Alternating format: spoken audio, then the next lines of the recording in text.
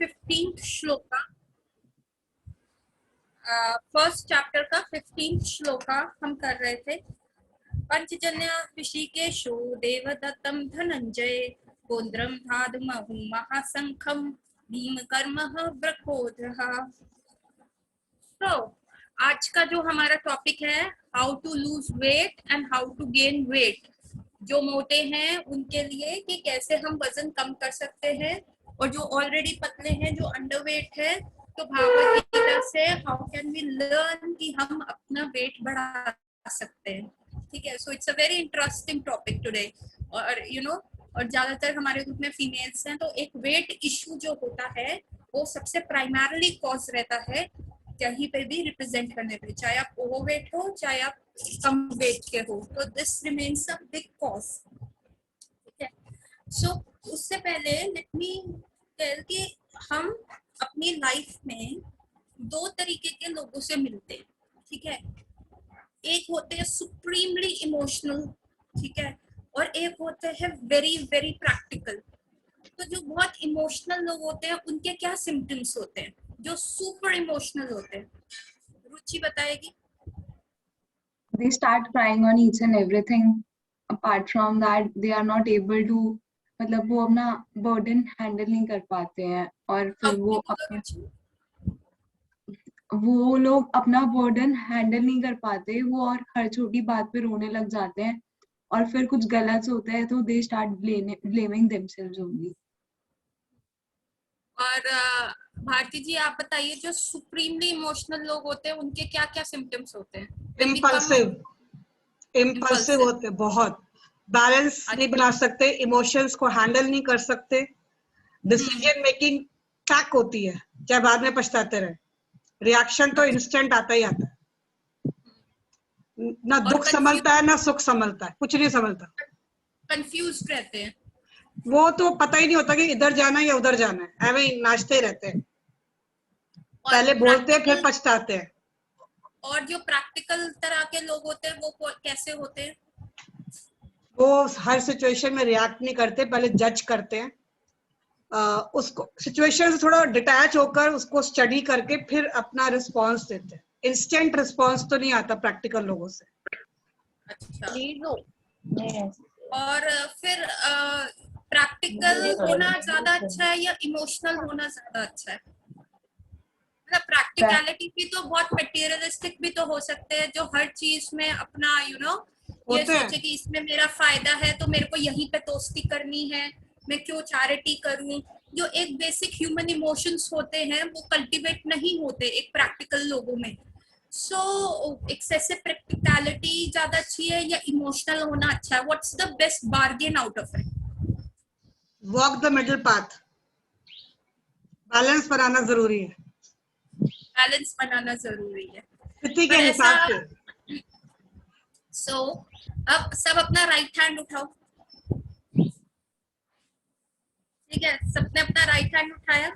सो अब ये right hand अपने right side of the brain पे लेके जाओ।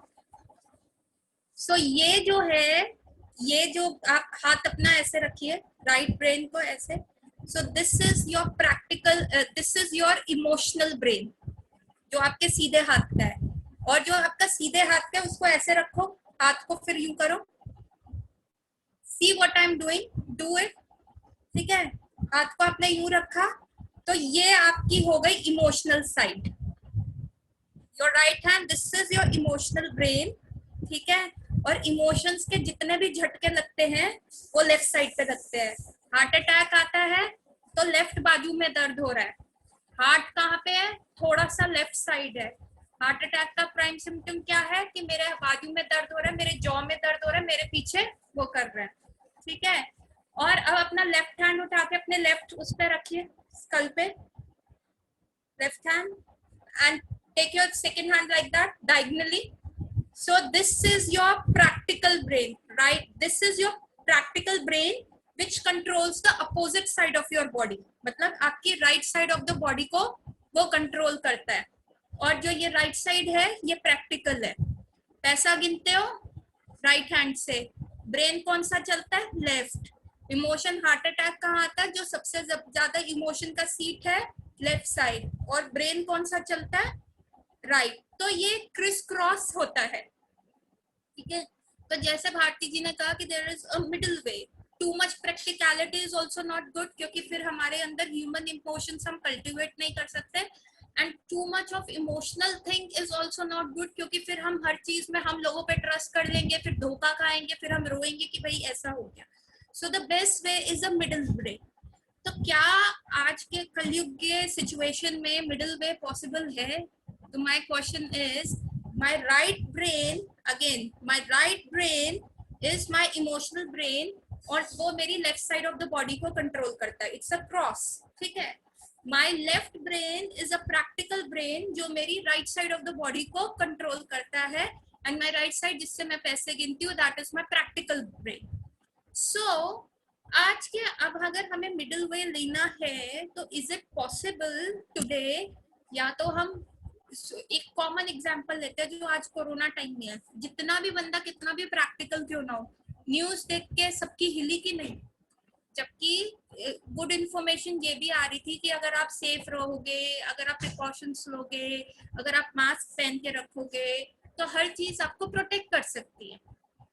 पर आजकल सबसे प्रैक्टिकल बंदे भी आके कहते हैं कि भाई डर लग रहा है। सो आज के टाइम में this is a very common example जो अभी हमारी प्रेजेंट सिचुएशन में चल रहा है। सो बहुत सारी ऐसी चीजें हो जाती है, चाहे अपना बिजनेस हो, चाहे हमारी एनीथिंग, चाहे हमारी स्टडीज हो, चाहे हमारे बच्चों से कंसर्न बातें हो, तो क्या हम प्रैक्टिकल वे में चल पाते, प्रैक्टिकल और इमोशनल वे को बैलेंस कर पाते हैं? आज के टाइम में हमारे ब्रेन में भी एक लिंक होता है जो दोनों ब्रेन को जोड़ के रखता है। अगर इंजरी एक साइड ऑफ द ब्रेन को लगे तो दूसरी, जिसे कहते हैं ना पैरालिसिस हो गया दूसरी साइड का, वो हो सकता है, और वैसे ही इमोशनल खराब हो सकते हैं। तो एक कहानी आती है इसमें, मेडिकल की कहानी बताती हूँ। एक बंदा था फिनियस केज, फिनियस केज नाम का एक बंदा था, जो बहुत पुरानी कहानी है, लाइक 19th सेंचुरी की स्टार्टिंग की कहानी है, जब वो ट्रैक्स डलते थे, ट्रेन के ट्रैक्स होते हैं ना पुराने टाइम के, वैसे ट्रैक्स हाथ से बना के डलते थे, और मतलब उनको हाथ से ऑपरेट करना पड़ता था। जब ट्रेन आ रही है तो ट्रैक चेंज हो रहा है। पुरानी मूवीज में भी आपने देखा होगा कि कैसा बंदा वो ट्रेन का ट्रैक हाथ से पीछे करता है और किसी का पैर फंस गया है और फिर हीरो आके बचा के लेके जाता है। मतलब दिस इज द स्टोरी जो वैसे होता था। तो मैं बता रही हूँ कि वो मैनुअली ट्रैक्स जो होते थे वो चेंज किए जाते थे ट्रेन के पाथ के लिए।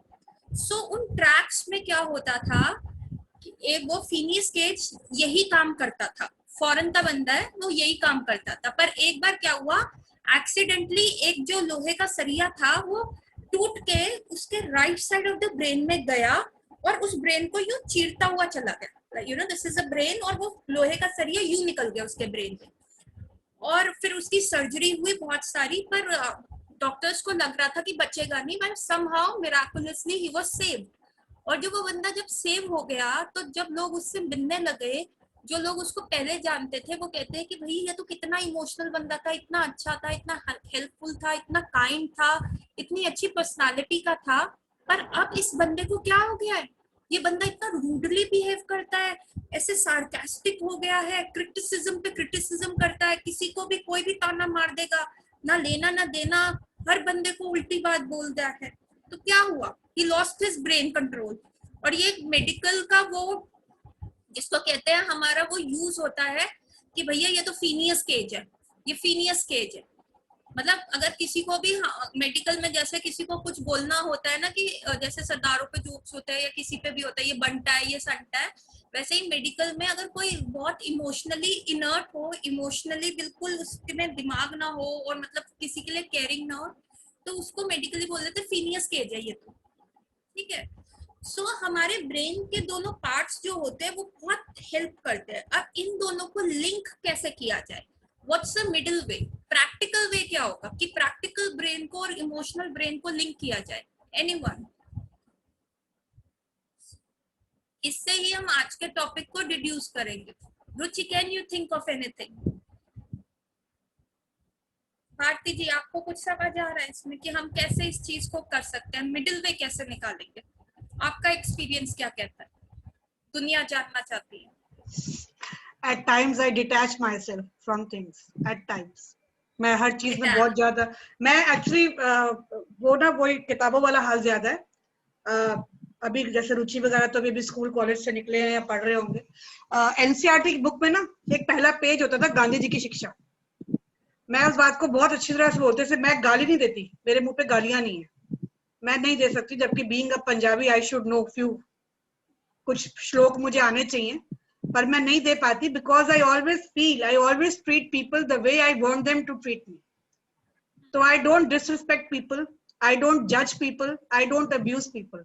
तो उससे थोड़ा मुझे बैलेंस आता है कि मुंह से कड़वा निकलने वाला होता है तो मैं रोक लेती हूँ कि अगर इसने मुझे ऐसे कहा तो मेरा रिएक्शन क्या होगा, या मैं इस सिचुएशन में होंगी तो क्या करूंगी।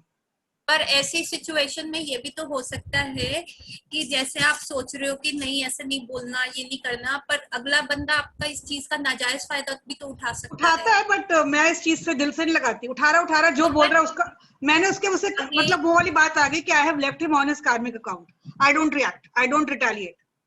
अच्छा, पर लेकिन इसमें हमारा प्रैक्टिकल पार्ट नहीं हुआ ना, हमने तो उस चीज को कहा कि ठीक है, मतलब the thing is at the border line I want to tell you कि हम लोग बेवकूफ ना बने। मतलब मेरा इमोशनल ब्रेन और मेरा जो प्रैक्टिकल ब्रेन है, दोनों ऐसे कोलैबोरेटिवली काम करें कि at the end of a day, देखो हर्ट तो होता ही होगा, हर्ट तो होगा, लेकिन विद प्रैक्टिस कम हो जाता है, विद प्रैक्टिस। क्योंकि जैसे मैं काफी कुछ पढ़ती रहती हूँ तो I have learn few things के क्या ये चीज इतनी इम्पोर्टेंट है कि मैं इसको अपने पे हावी होने दूं।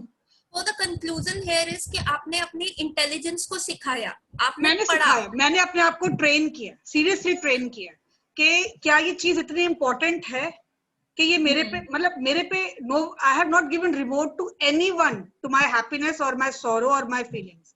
मतलब आपने अल्टीमेटली अपना रिमोट कंट्रोल किसी को नहीं दिया कि वो कैसे रिएक्ट करता है, वो रिमोट पकड़ के कहे देख देख अभी इस बंदे को मैं करता हूँ ताना मारा, ये देख गुस्से का गुस्सा आ गया, फिर रिमोट देख अभी अभी ये ताना मारेगा मेरे को, और रिमोट दूसरा वो इंसाइटिंग वो किया, गुस्सा आ गया। तो आपने अपना रिमोट कंट्रोल बेसिकली अपने हाथ में रखा। तो बेसिकली जो राइट लेफ्ट ब्रेन का कोलैबोरेशन होता है, वो इसका मतलब यही होता है कि आप अपना रिमोट कंट्रोल अपने हाथ में रखो। पर अब हमारे इस श्लोक से और हमारे वेट लॉस से और वेट गेन से कैसे वो होगा, या मेरी लाइफ में कोई भी मेडिकल प्रॉब्लम है तो उससे क्या करें। So this is the right brain, this is a left brain. इन दोनों के बीच में ना एक गायरस होता है जिसे हम कहते हैं हिप्पोकैम्पस गायरस। ठीक है, थोड़ा टेक्निकल है, पर वो इन दोनों ब्रेन्स को ना जोड़ के रखता है, एक मैसेज इधर ट्रांसफर करने के लिए और इधर का मैसेज इधर ट्रांसफर करने के लिए। तो आप सोचो एक रस्सी है जो यूं जाती है, जो दोनों को कनेक्ट करने में हेल्प करती है, राइट ब्रेन को और लेफ्ट ब्रेन को। ठीक है, तो जो ये गायरस होता है वो कम्युनिकेशन इधर उधर करने में मदद करता है, पर ये अपने आप अकेला नहीं काम कर सकता। द थिंग इज हमारे पास बहुत सारी चीजें होती है, एक होता है हमारा इंटेलिजेंस और एक होता है हमारा माइंड। जो हमारा इंटेलिजेंस होता है वो मदर होता है, ममा होता है, और जो हमारा माइंड होता है वो होता है चाइल्ड। अगर आप इंटेलिजेंस को, प्रैक्टिकल को, एडल्ट को बढ़ाते हो तो मम्मा को पता है कि what is right and what is wrong. तो जो वो कम्युनिकेशन होता है राइट और लेफ्ट ब्रेन में, वो सही से चलता रहता है, क्योंकि एक बैलेंस होता है इंटेलिजेंस और बच्चे में, यू नो मदर और चाइल्ड में।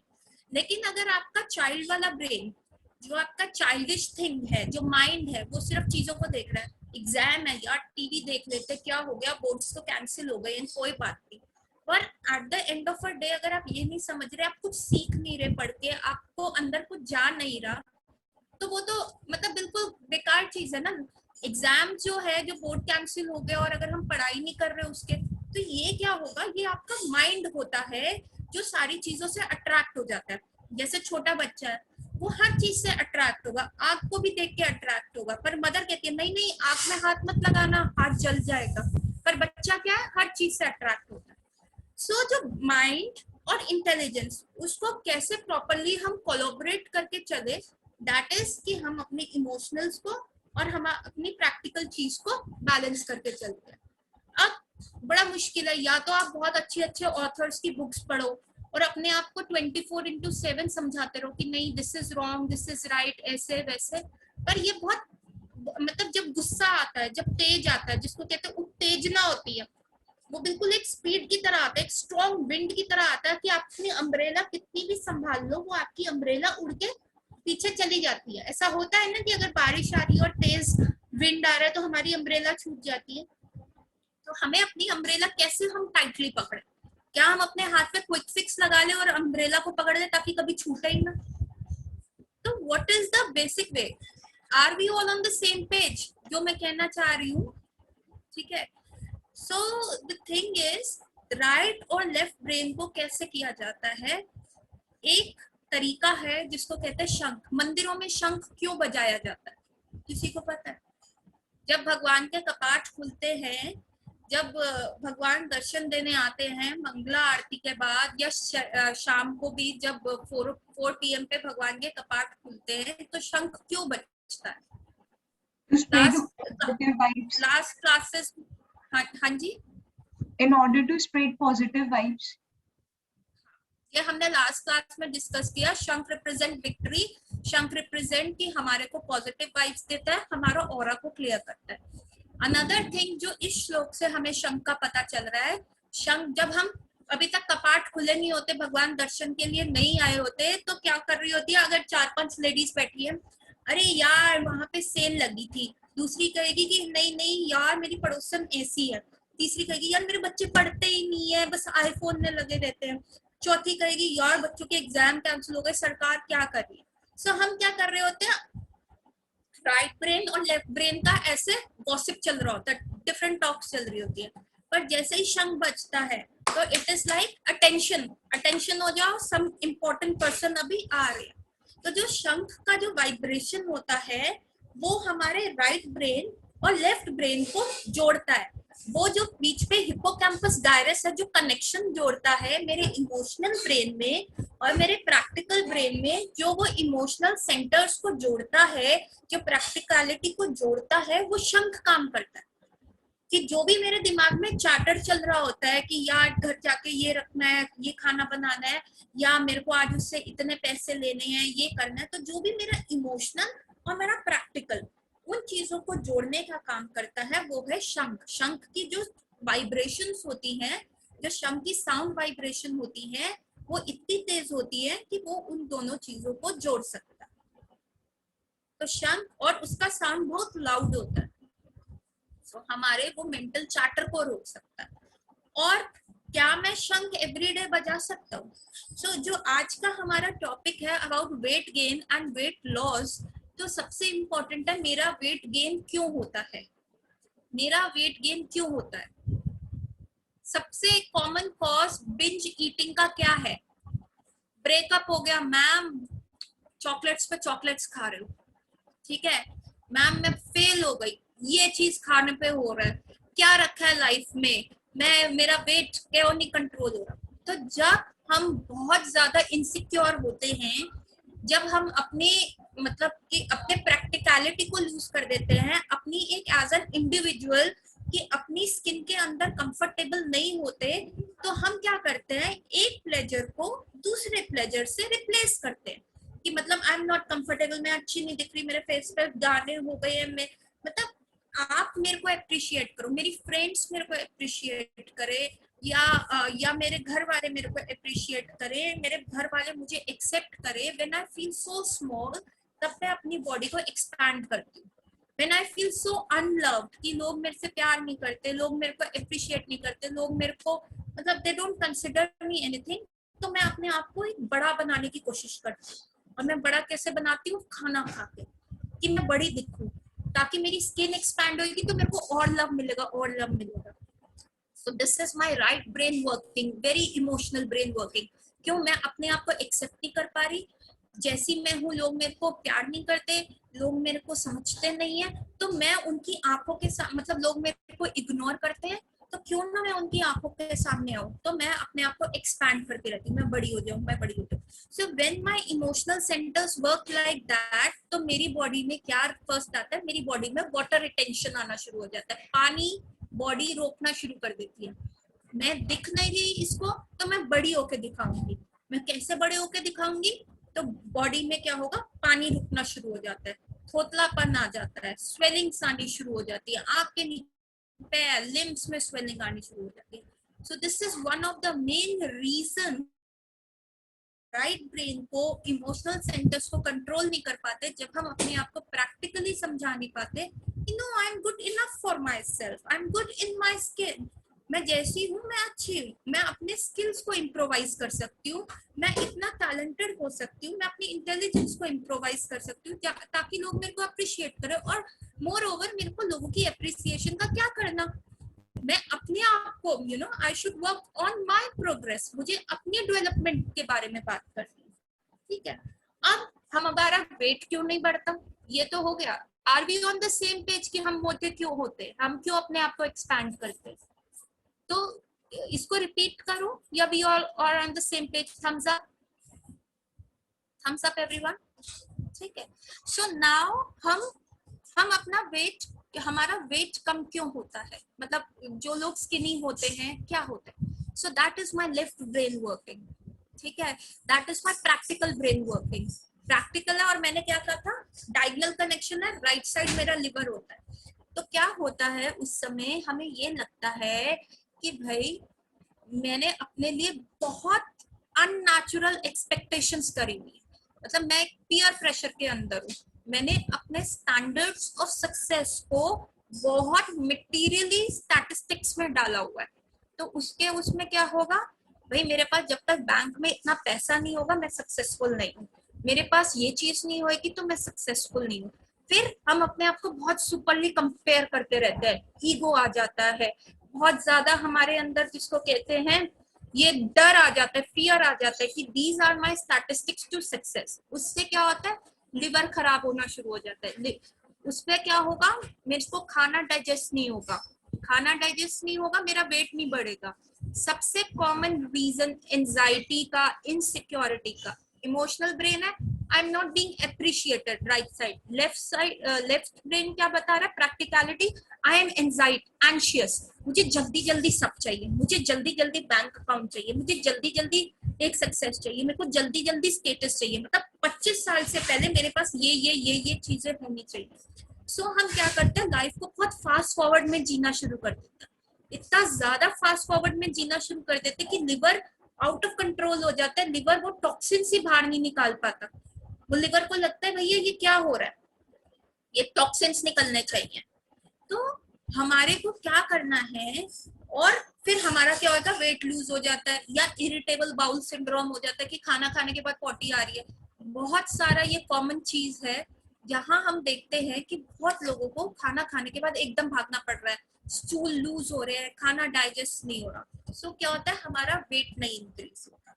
सो मेरे को आपने राइट और लेफ्ट मैंने बता दिया कि भैया वेट गेन कैसे हो रहा है और वेट लूज कैसे हो रहा है। टू मच इमोशनल मतलब मेरा वेट गेन होगा, टू मच प्रैक्टिकल मेरा लिवर खराब होगा और मेरा वेट जाएगा, ठीक है। So how to have a good body weight, how to have a good emotional standards is कि जब मेरा हिप्पोकैम्पस गायरस राइट और लेफ्ट में कनेक्शन सही हो, ठीक है, मतलब if I am able to communicate properly with you तो आप मेरी बात समझ पाओगे और आप जो क्वेश्चन करोगे वो मैं अच्छे से समझ पाऊंगी। लेकिन अगर कम्युनिकेशन गैप हो जाएगा तो ना मैं आपका समझ पाऊंगी ना आप मेरा समझ पाओगे। तो क्या होता है, दिस शंख, जो ब्लोइंग ऑफ शंख होता है, ये राइट और लेफ्ट ब्रेन को कोऑर्डिनेट करता है, मतलब बी अटेंटिव, आप अटेंशन हो जाओ। तभी वॉर के स्टार्टिंग में भी ये शंख बजता है कि पहले सोल्जर्स अपनी फालतू बातें कर रहे होते हैं, पर जैसे ही शंख बजता है तो सब एकदम वो हो जाते हैं, अटेंशन अटेंशन अटेंशन मोड में आ जाते हैं। पर अब मैं सारा टाइम तो शंख नहीं बजा सकती, तो what is the replacement of शंख फॉर मी, मैं उसको प्रैक्टिकली कैसे अप्लाई करूं, शंख को मैं कैसे प्रैक्टिकली अप्लाई कर सकती हूँ कि मैं ये करूं तो मेरा राइट ब्रेन, मेरा वेट कंट्रोल हो जाए और मैं एकदम अंडरवेट ना हूं, मेरा लिवर अच्छे से काम करे और मैं चॉकलेट्स की तरफ, एडिक्शंस की तरफ ना जाऊं। तो कैसे, व्हाट इज द रिप्लेसमेंट, मैं अब सारा टाइम तो शंख नहीं बजा सकती ना कि भैया पॉकेट में शंख है, अरे राइट ब्रेन लेफ्ट ब्रेन का कम्युनिकेशन नहीं हो रहा, शंख बजाओ, अरे राइट ब्रेन कह रहा है कि भैया इमोशनल हो गए, शंख बजाओ, अरे बाबा ये तो नहीं हो सकता ना। तो what is the replacement of शंख बाय रेगुलर वे, anyone? कोई और जुगाड़, शास्त्रों से हमें जुगाड़ मिलते हैं, शास्त्रों से हमें वेट लॉस की टेक्निक मिल रही है और या वेट गेन करने का, अपने लिवर का ध्यान रखने का टेक्निक मिल रहा है, तो वो क्या जुगाड़ है जो मैं कर सकती हूँ? शंख की ध्वनि को मैं कैसे रिप्लेस करूं कि रेगुलर हो? भगवान ने हमें भी तो शंख दिया हुआ है, हमारी जीभा, हमारी जीभ, हमारा वॉइस बॉक्स, ये हमारा शंख है ना। तो अगर मैं चैंटिंग करूं, मंत्रास करूं, मंत्रा का क्या मतलब होता है कि मंत्रा जो मन को नियंत्रण में करे, अगर मैं उसको फ्रीक्वेंटली चैनलाइज करूं, मैं मंत्र चैंटिंग करूं, तो मेरा राइट ब्रेन और लेफ्ट ब्रेन का जो बीच में हिप्पोकैम्पस गायरस है, जो उस पूरे सारे को बैलेंस करके चल रहा है, वो चार्ज हो जाएगा। जो शंख का काम है, जो शंख जो हम बजाते हैं, जो मेरे इमोशनल ब्रेन और मेरे प्रैक्टिकल ब्रेन को मतलब इकट्ठे दोस्त बना के आगे लेके जाएगा, जो ये शंख का काम करेगा, वो है चैंटिंग। अगर हम हरि नाम की चैंटिंग करें, अगर हम रेगुलरली जितना हमारा जितना हमने सोच रखा है, नियमबद्ध होके, गणना पूर्वक, नियमबद्ध होके, ऐसे नहीं कि आज 4 कर रहे हैं कल 5 कर रहे हैं, नियमबद्ध होके गणना पूर्वक अगर मैं चैंटिंग करूं, तो मैं अपने ब्रेन के कंट्रोल्स को इकट्ठे कर सकती हूँ। तभी मैं व्हाई वी चैंट हरि नाम इन द क्लास, जब क्लास बिगिन होती है, हम हरि नाम क्यों चैंट करते हैं? ताकि जो अभी पीछे लाइफ का गार्बेज चल रहा था कि क्या हो रहा है क्या नहीं हो रहा, टीवी प्रोग्राम देखा हुआ है, ये कोरोना का न्यूज सुना हुआ है, या जो भी है, वो एकदम से खत्म हो जाए and my right and left brain इकट्ठे कोऑर्डिनेट करें। क्यों कहते हैं एग्जाम से पहले भगवान का नाम ले लो या मंदिर हो आओ? क्यों कहते हैं कोई भी शुभ काम करने से पहले भगवान का नाम ले लेना चाहिए? क्यों कहते हैं? ताकि राइट ब्रेन और लेफ्ट ब्रेन इमोशनली चले। और उसको मैं क्या कर सकती हूँ कि मॉर्निंग में, मॉर्निंग टाइम में, सुबह उठ के 4 बजे के अराउंड या 5 AM के अराउंड, जब मेरी सुपर पावर होता है, जब मेरे में बहुत ज्यादा सुपर पावर होता है, तो मैं अगर इसको चैंट करती हूँ, तो मैं अपने राइट और लेफ्ट ब्रेन को इतना स्ट्रॉन्ग कर रही हूँ कि वो पूरा दिन हेल्प करेंगे।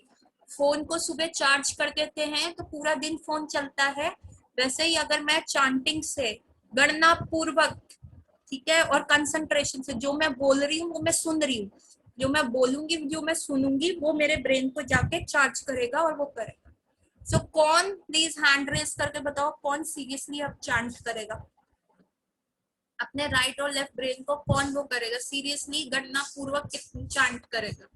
भारती जी रेज योर हैंड। अच्छा, आपने उससे कर रखा है, ठीक है। चांट तो हम करते हैं, मतलब 2 माला, लेकिन मेरा ध्यान भटकता है। मैं ये मानती हूँ कि मेरा कोई ध्यान बात नहीं, जो बोल रहे हो सुन रहे हो उतना काफी है हिप्पोकैम्पस गायरस को चार्ज करने के लिए। और मैं बोलती नहीं, मैं बोलती हूँ, मैं मन में नहीं बोलती, मैं मुंह से बोलती हूँ। हाँ, हाँ, आपको मुंह से बोलना है, जो क्योंकि बोलोगे वही। मैं ये, मुझे लगता है कि पूरा दिन मैं इतना बक बक करती हूँ, इतनी बक बक करती हूँ, इतने प्रवचन बच्चों को दे रही होती, तो 2 माला बोलने में क्या मेरा मुंह थक रहा है? तो मुझे आदत है कि मैं पूजा भी कर रही हूँ तो तेज तेज बोल के करती हूँ। तो और जो ये भी करती है चैंटिंग, तो ये भी करती है, ज्यादा करती है। तो इनका ब्रेन कंट्रोल ज्यादा अच्छा हो जाएगा। देवरानी मैं भी करती हूँ।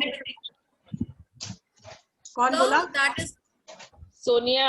अच्छा अच्छा, सोनिया बोली। ये सोनिया।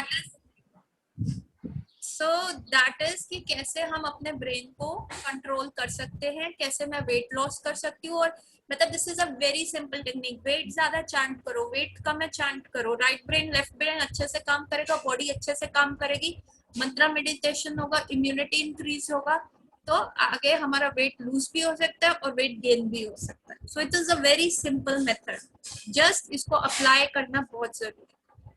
सो किसी का कोई प्रश्न?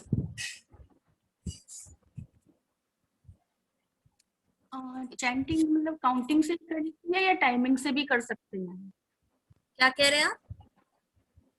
चैंटिंग जो कर, सुनाई नहीं दे रहा। वो ये पूछ रहे थे चैंटिंग टाइम से कर सकते हैं या वैसे कर सकते हैं, सीमा जी ये पूछ रहे थे।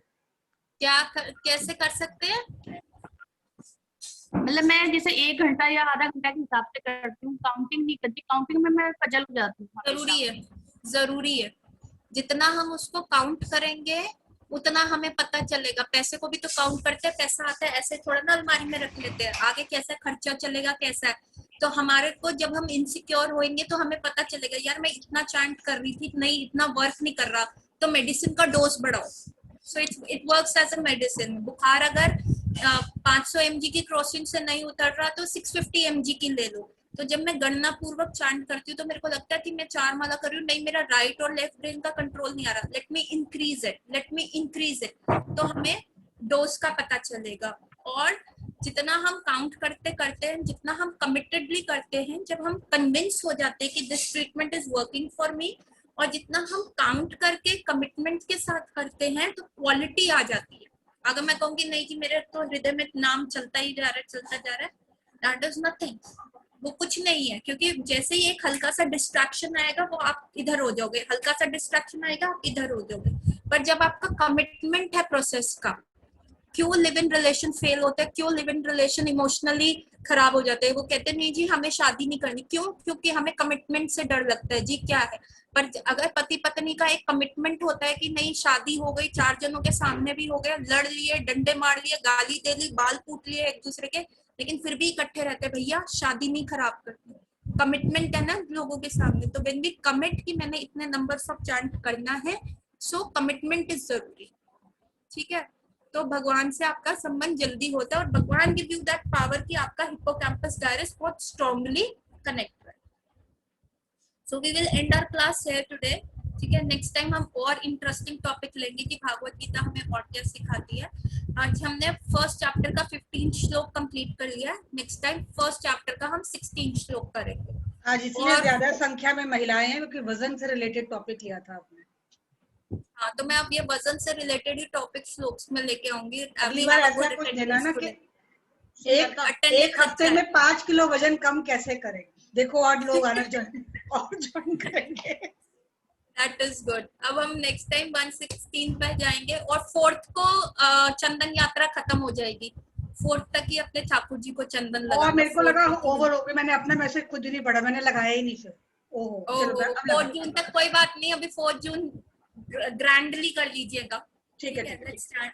हरे कृष्ण कृष्ण कृष्ण हरे हरे, हरे राम राम राम हरे हरे, हरे कृष्ण कृष्ण कृष्ण हरे हरे, हरे राम राम राम हरे हरे, हरे कृष्ण कृष्ण कृष्ण हरे हरे, हरे राम राम राम हरे। हरे कृष्ण एवरीबॉडी। अब हम नेक्स्ट क्लास में करेंगे, नेक्स्ट वेडनेसडे।